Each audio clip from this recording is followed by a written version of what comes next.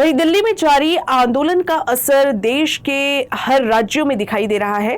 इसी बीच वंचित बहुजन आघाड़ी के राष्ट्रीय अध्यक्ष प्रकाश आंबेडकर के आह्वान पर कल महाराष्ट्र बंद का आह्वान किया गया था, जिसका जिले में असर देखने को मिला।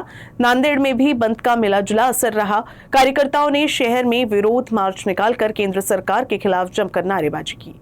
नांदेड़ में वंचित बहुजन आघाड़ी के महाराष्ट्र बंद का मिला-जुला असर देखने को मिला। शहर के शिवाजी नगर, ITI चौक और देगलूर नाका समेत कई इलाकों में दुकानें बंद रही, जबकि कई प्रतिष्ठान खुले भी नजर आए। कानून व्यवस्था बनाए रखने के लिए पुलिस ने शहर में कड़ी सुरक्षा व्यवस्था की थी। ITI चौक से निकले विरोध मोर्चे में वंचित बहुजन आघाड़ी के पदाधिकारियों और कार्यकर्ताओं के साथ अन्य राजनीतिक दलों के नेता और बड़ी संख्या में युवा शामिल हुए।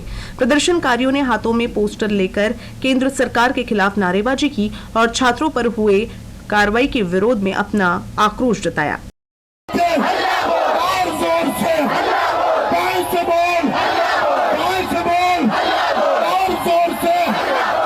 या पद्धतीने त्यांनी सगळी अराजकता माजवलेली आहे।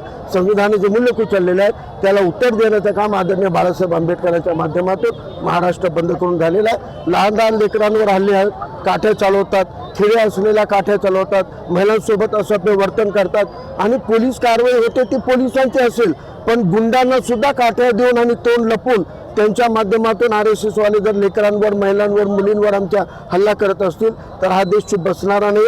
हे भारत आहे, हा जर्मनी नाही आहे, हा भारत आहे। हे शिवरायांचा भारत आहे, महाराणा प्रतापचा भारत आहे, हे टिपू सुलतानचा भारत आहे, फुले शाहू आंबेडकरांचा भारत आहे आणि या भारतामध्ये डॉक्टर बाबासाहेब आंबेडकरांचं संविधान लागू आहे आणि या देशाने तो संविधान स्वीकारलेला आहे। त्या संविधानाच्या अधिकाराच्या बळावर हा देश या तानाशाही चिटलर फिटलरला उखडून फेकण्यासाठी समर्थ आहे।